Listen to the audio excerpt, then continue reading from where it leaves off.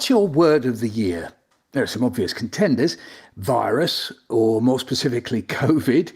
There's lockdown too, of course, but it doesn't have to be a new word. There's been plenty of love, hope and kindness. They're good words. But what about yes? Here to kick us off is Professor Sir John Bell giving me a very good reason to pick yes as the word of the year. So do you think we could have more than one vaccine being rolled out in the UK before the end of the year? Yeah, or early in the new year. Yeah, so it's very close. So this is very exciting news. Well, it's very important. Yeah, because there's no other really obvious way to get on top of this thing, frankly. So do we now say with confidence that life should be returning to normal by spring?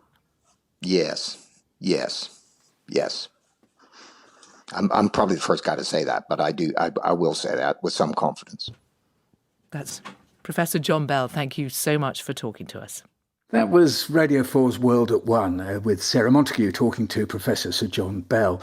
I love the way he says yes 3 times. I don't think at that stage he meant there are 3 vaccines. It's a triple yes for certainty, isn't it? Nice feeling. Let's hang on to it. Now, for the next clip, I'm going to ring up my son Joe to share it with him. It's Desert Island Discs from Radio 4 in February. Now, Lauren Laverne was talking to one of my heroes. Well, actually one of our heroes, I should say, the footballer Ian Wright. Joe, are you there? Hello, Michael, Mick, how are you doing? Yeah. Hello, how are you doing? Very good, yeah. A bit wobbly to start off the day, but anyway, I'm less wobbly now. And we're going to hear Desert Island Discs. Did you hear it when it went out?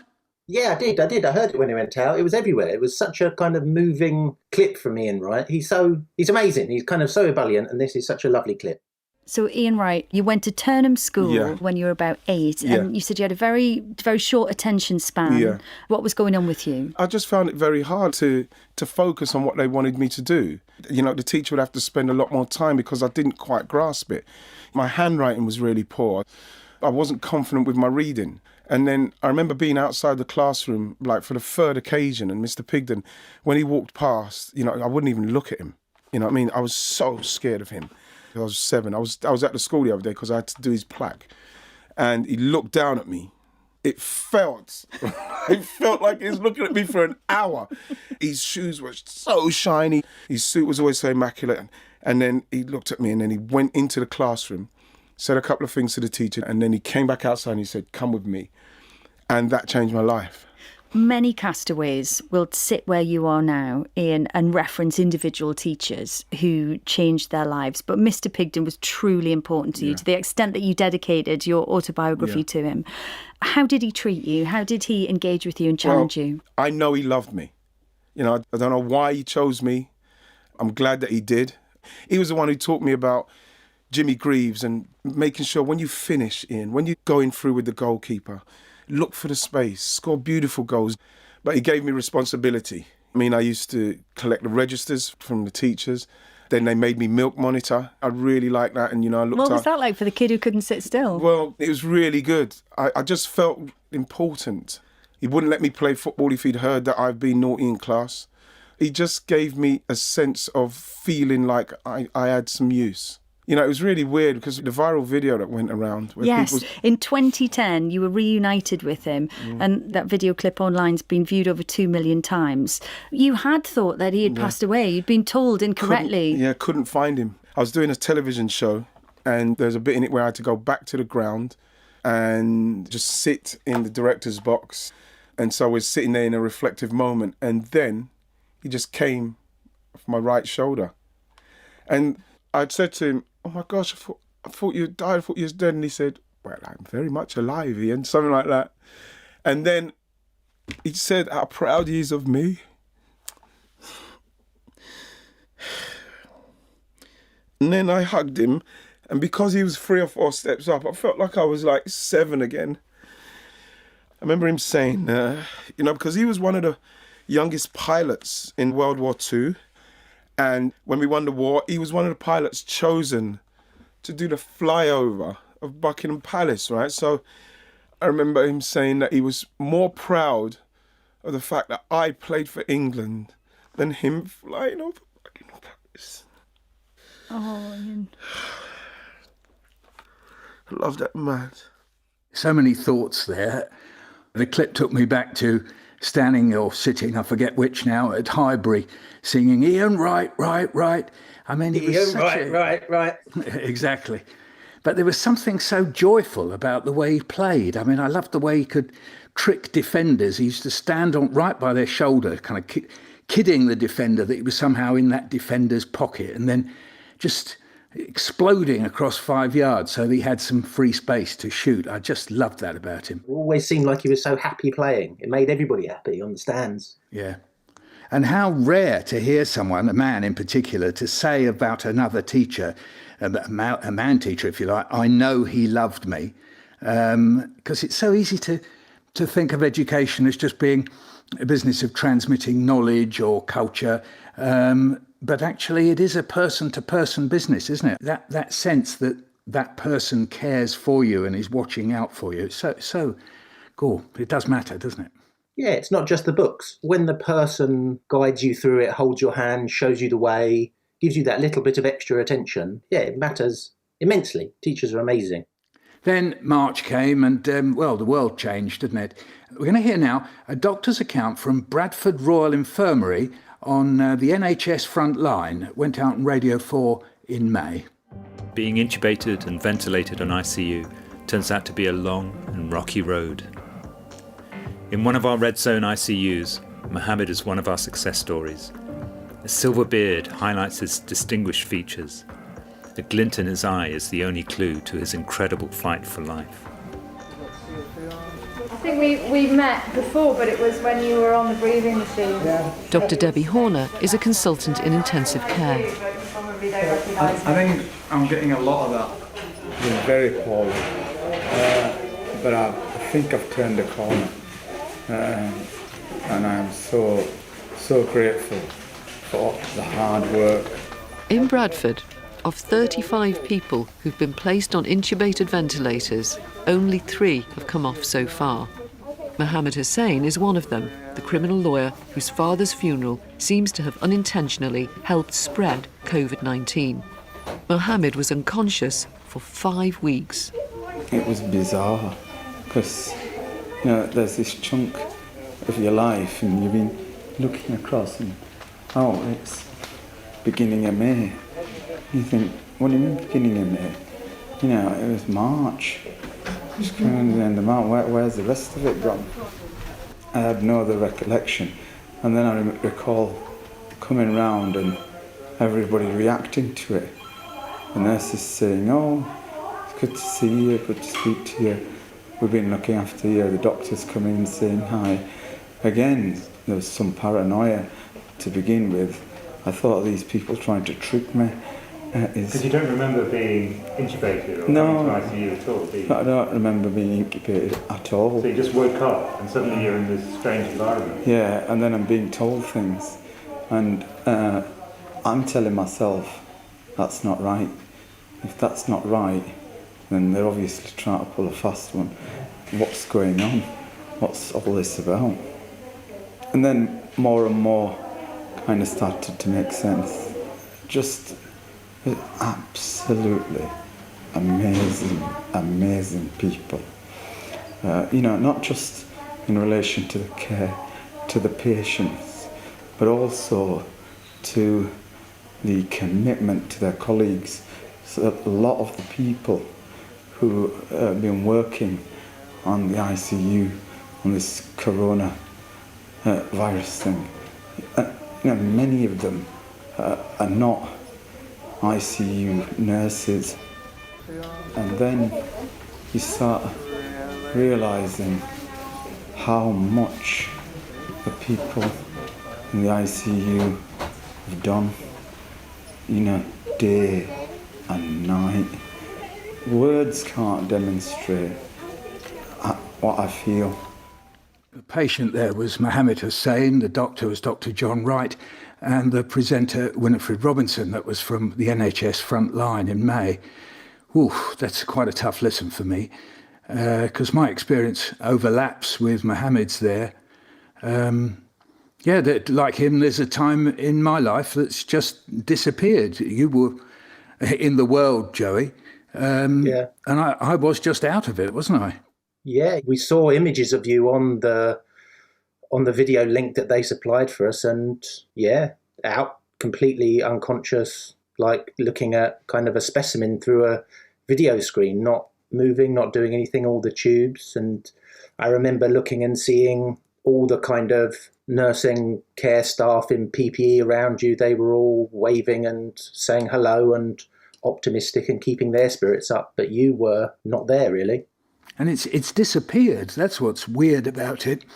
Though actually, there's one thing, I don't know whether this happened to Mohammed Hussein, but the nurses who looked after me, they kept a patient diary. Have I shown you that? No, I've not seen it. You've mentioned it, but what's in it? Well, the nurses each morning wrote a kind of letter diary entry about how they'd looked after me through the night. And it's really moving because they're saying what I've been like. So they're describing me and the fact that I wave my arms about, or I don't respond, or I do respond, or it's like they know more about me than I do, you know. But then, you know, in a way, you know, you've seen these pictures of me, and it's the same as Mohammed Hussein there. He's saying to the nurses, you know, wow, thanks ever so much. And I have the same feelings. Actually, my experience with COVID, it's on the reunion on BBC Sound, so you can hear it there. Now, I think what we've got coming up now is a soundtrack you've chosen from Radio London, Joey. What's that about? When we were looking back at the year, a big part of it was that lockdown we had. And one of the things that kept me in touch with what was going on in all the other houses and all the other places where there wasn't anybody was Radio London. It was on every day. We were listening, and we'd go for walks in the sunshine and take my daughter out for a walk around the cricket oval, round the corner from where we live. And this kind of resonated very much for me, that Radio London was a kind of community radio that kind of kept it close but wide enough to know that there were other people out there that were trying to make a difference. Good morning, lovely listener. Welcome to BBC Radio London's Breakfast Show with me, Vanessa Feltz. It's 7 minutes past 7 on Wednesday, the 22nd of April.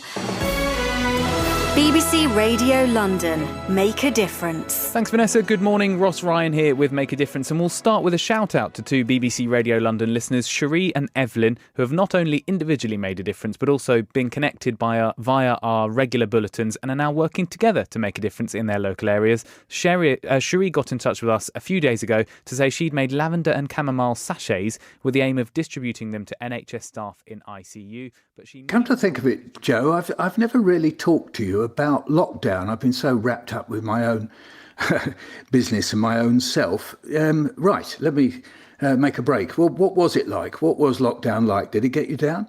Yes and no. So our kind of expansive world shrank drastically from being out a couple of nights a week, going to nursery with my daughter. Our one walk a day took us out for a lovely sunshine stroll. We had a garden set and we were out doing that. So in one sense, it was absolutely idyllic. But then on the other side, my dad was at death's door the whole time. So we kind of had this cloud of uncertainty, trepidation, worry over us at all times. There was kind of a ramping up of tension during each day to find out what the charts were saying. How's his liver function? How's his heart function? What's going on? And Emma, your wife, did an amazing job of keeping it all together, of letting us know, of talking to the extended family, kind of supplying these. So it kind of gave a focus to each of the days and also a kind of togetherness and relief every day, a bit more relief that he's gone another day. He's gone another day. This is all right. And then while I was there in ICU, this went out on Radio 2. These Are the Hands by Michael Rosen.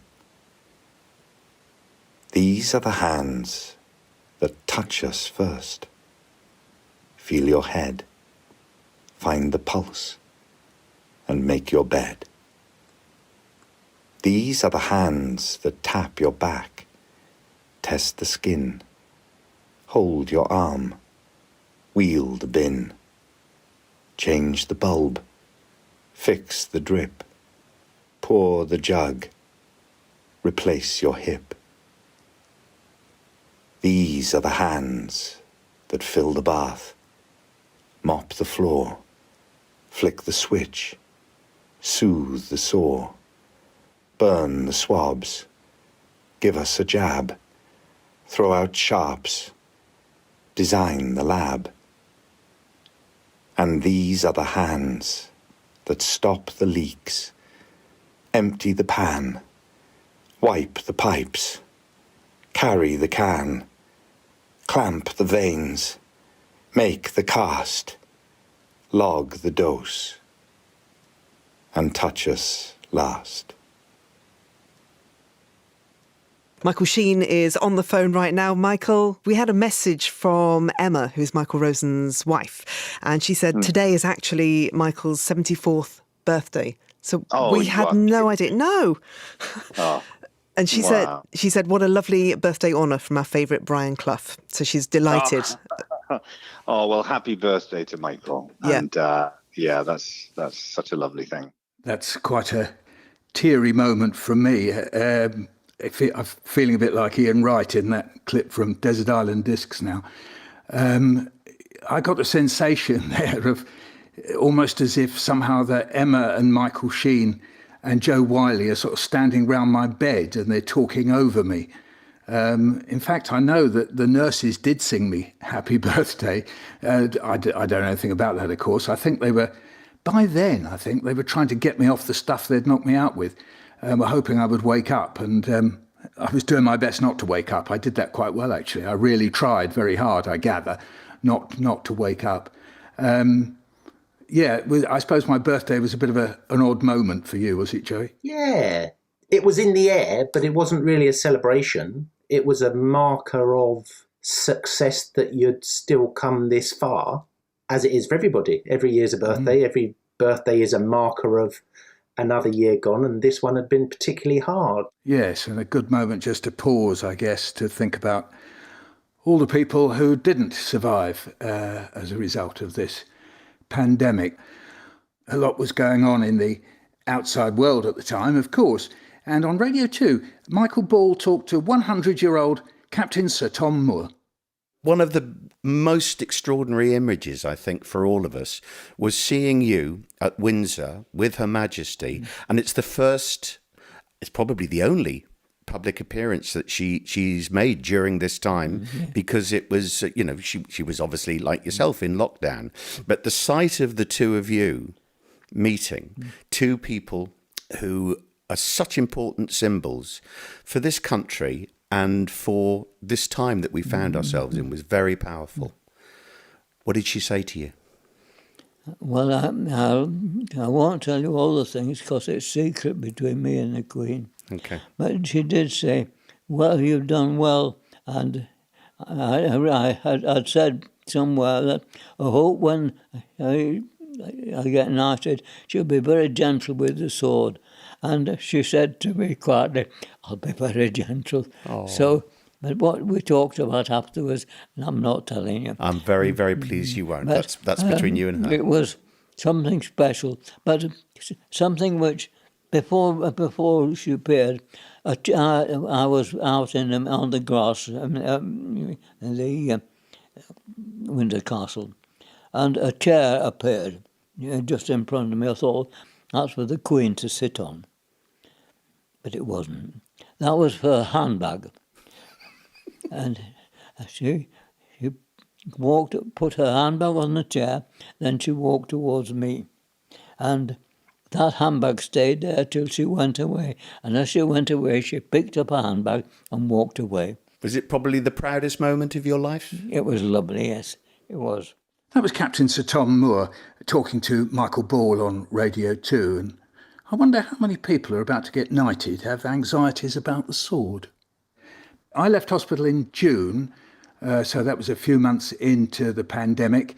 And Radio 1, they had a way of bringing people together. Let's hear this from Radio 1 from July. If you were face-to-face with coronavirus right now, what would you say to it? Up yours, Corona! Stephen had an idea. Well, I thought you just needed to go international and get someone from every country in the world to say, up yours, Corona. Who's up for it? And you want to do it in a week? Yes, why not?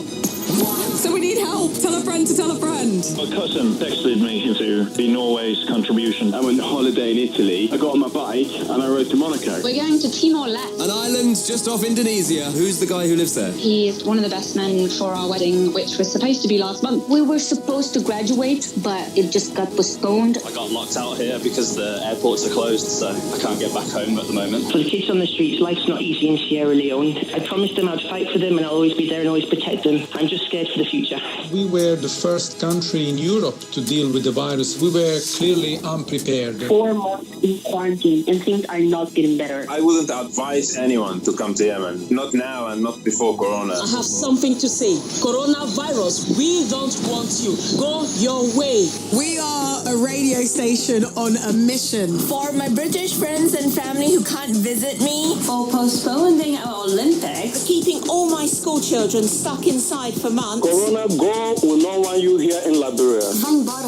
Take off, eh? What's the best thing about living in Uganda? It has amazing nature and the people are amazing as well. Now over to Kazakhstan. From Middle East, Iraq. Hello from Grafton with love. I am speaking to you from Malta. I'm in Switzerland. I'm so excited to be live on Radio 1. I'm actually a nurse out in one of the hospitals in Saudi Arabia. From all doctors, we will fight. We will never give up. I'm stuck in the desert. I can spot a cheetah over there. I think I'm going to call it Clara. Sure. What's up, Clara? I am in Split, Croatia. I'm in Andorra. From Kabul, Afghanistan. From my little island right next door to Ghana, São Tomé e Príncipe. Did you represent Montenegro in the Eurovision? Yeah, of course. Was one of the first Mozambicans to be on Big Brother Africa. We're on a little island in Tonga. It's a hair-bustingly humid day in Singapore. I live on the Kenyan coast. Straight from sunny St. Vincent right now, yeah. It's just saying what everyone's been thinking for the past few months. Moldova says. Botswana says. Luxembourg says. North Korea says. Greece says. Barbados says. Jordan says. Liechtenstein says. Zimbabwe says. San Marino says. Guatemala says. Luxembourg says. Give us Corona. Go for it. Adios, Corona! I stop yellow Corona! Corona! Vlieg in jou muur, Corona! 快点，快点，消失吧，消失吧，新冠，新冠。 Vato Corona! Adios Corona! Coronavirus, проваливай! Hoshi hoshi, jenda coronavirus. You ugly and your mama ugly too, coronavirus. That was Greg James presenting that, and wow, what a reminder that it's not just us here facing this, it's the whole world.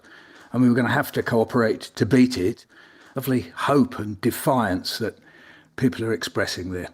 And also it's nice to think that it's radio that brought these thoughts from all over the world together. Yes, it's a nice moment for radio, really. And hope came in November, as we heard at the start of the programme, with Professor Sir John Bell on Radio 4. That was a Radio 1 reaction. And we've got Greg James again now. This is talking about the vaccine in November. You know the new vaccine, Roisin? Yes. Did you know, I saw a tweet from a guy called Jonathan Katz who said that, did you know that Dolly Parton's research fund partly funded the vaccine? Amazing. That is, and I've fact-checked it, and it's true.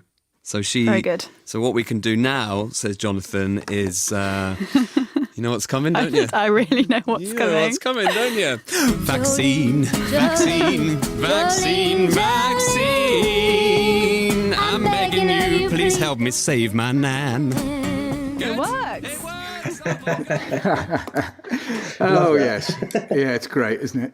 Actually, you know, one of the nicest moments we've had as a family together, I don't think you were there, actually, Joey, was seeing Dolly Parton live at Glastonbury. Wow. I was on in the poetry tent. I wasn't on with Dolly. She didn't seem to want me, actually.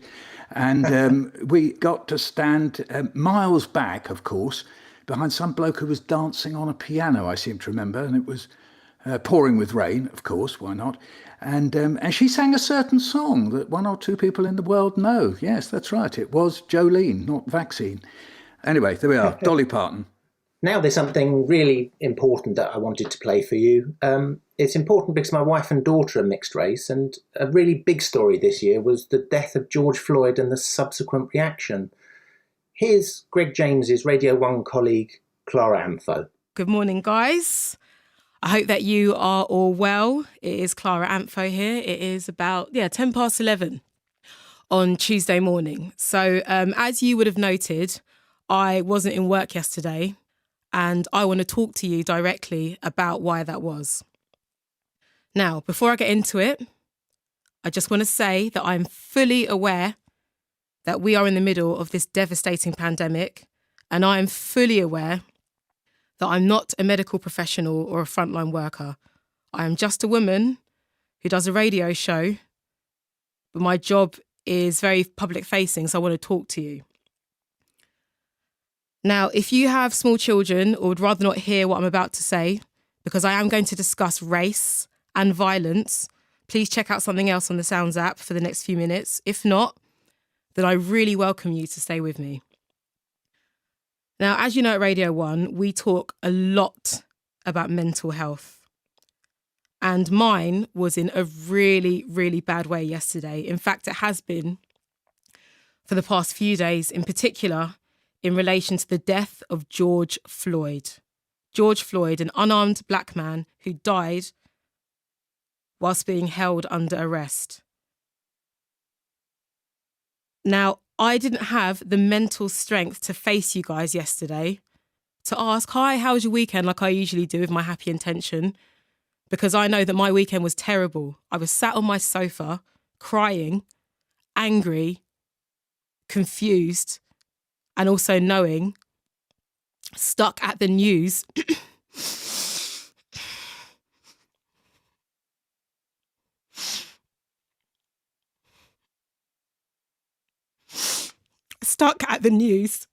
of yet another brutalised black body.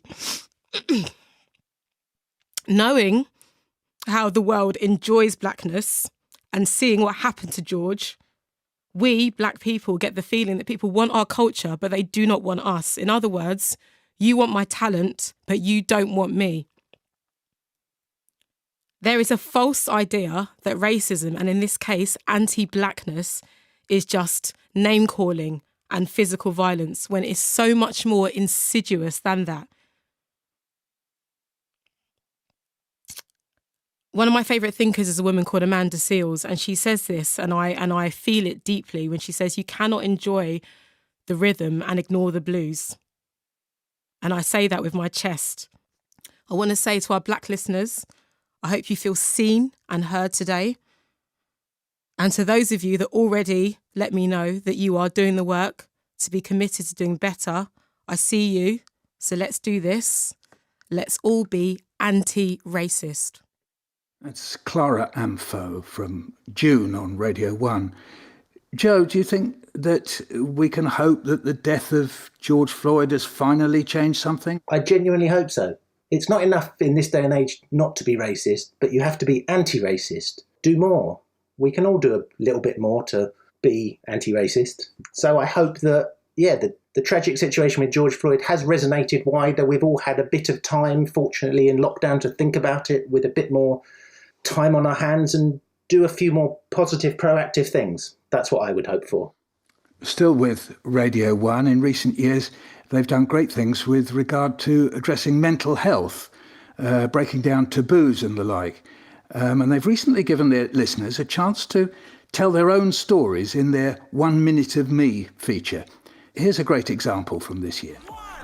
This is Radio 1's Minute of Me, the chance to tell your story. Hi Mum, it's Becky. How are you doing? It's been a while since we last spoke. I've been thinking about you lots. When you first passed away, my grief was so loud and excruciating and hurried. Like, grief is something to get through as fast as possible. It's not something that can be dealt with in a 2-week hiatus from work. It's not something that can be fixed, because those of us who are grieving are not broken. It's painful at times, like you're standing at the edge of a canyon screaming with nothing to hear you. But grief, I've learned, is just love in a different shape.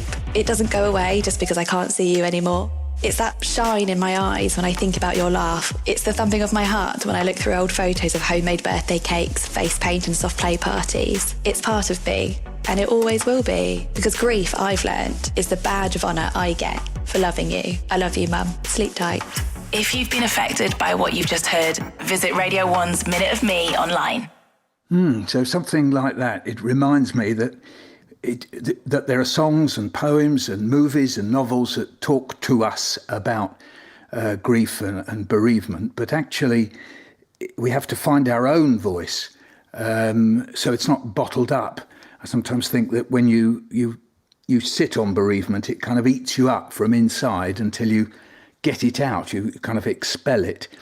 Now, I know I've talked about the loss of your brother, my son, Eddie, quite often. Have you been able to find a voice? I'll be frank with you, Joey. Do you think sometimes maybe I've talked about it too much and not given you room to talk about it?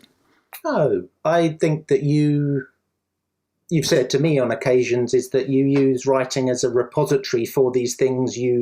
Once you've written them, they go out there into the world and you can compartmentalise them. And I've taken that on board myself and done some writing about Eddie and engaged with it in my own ways, not as widely, not as broadly, but I took that to heart as a way to engage with it. And sometimes I like to just sit with the grief and wallow in it anyway. It is part of the celebration we have left of Eddie, is the sadness and the grief.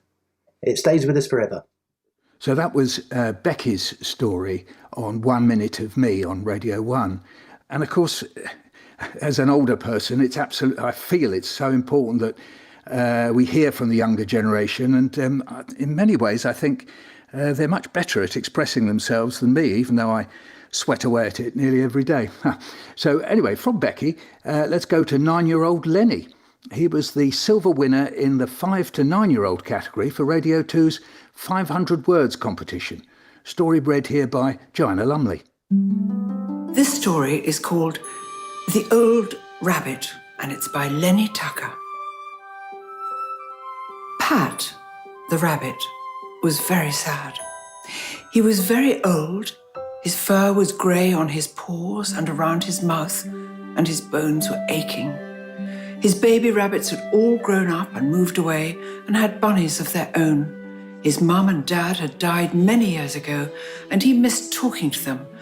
But most of all, he missed his lovely wife, Pearl, all the time. Pat was also fed up of running from the mean farmer who was always chasing him with his gun. He never dug holes anymore, and he only ate the carrots easy to dig up these days. Today, it was raining and grey. The sky was black, and the grass was muddy and wet, and it was really windy and cold. So Pat decided to hide in the barn until the rain stopped before he went looking for carrots. As Pat dried off from the rain, he drifted to sleep. Pat woke up feeling very warm. He could see the bright sunshine coming through the walls of the barn, and he could hear rabbits chitty-chitty-chat coming from outside. Pat started to creep outside. His bones felt light, and he noticed the fur on his paws was a lovely brown colour, like they used to be. Pat's bones didn't ache, and he didn't feel sad, but he didn't know why. Outside, he noticed the grass was so green it didn't look real. It almost sparkled. It was so soft, it felt like he was walking on green clouds. And there were piles of carrots everywhere, with no mud on them. He wouldn't even have to dig them up or wash them. Then he saw a little way away, under a tree, there was a group of about 50 rabbits, all whispering and smiling and watching him. Suddenly he saw a beautiful lady rabbit step forward and walk towards him with her arms open and crying. Pat gasped and nearly swallowed his little rabbit tongue. It was Pearl. He ran to her and he kissed her all over her face, and he cried and he said to Pearl, "I've missed you so much, my love." And she cuddled him so tight and whispered in his ear, "I've been waiting a long time for you, Pat." He then realized he recognized the shapes and voices of the rabbits standing nearby, all watching him and smiling. It was his mum and dad, his aunties and his uncles, and even his nan and granddad. He looked at Pearl, dazed, and she smiled and she said, they've been waiting too. Pat was so happy, but so confused as he cried with happiness into Pearl's fur. He whispered, "Pearl, I'm so happy. I feel like I'm in heaven." To which Pearl replied with a smile, "My wonderful, beautiful Pat, you are." Joanna Lumley there, reading a story by 9-year-old Lenny Tucker. I've done a lot of thinking this year about our brains. Do you ever think about your brain, Joe? I do. I think about my brain. I think, what are you doing up there?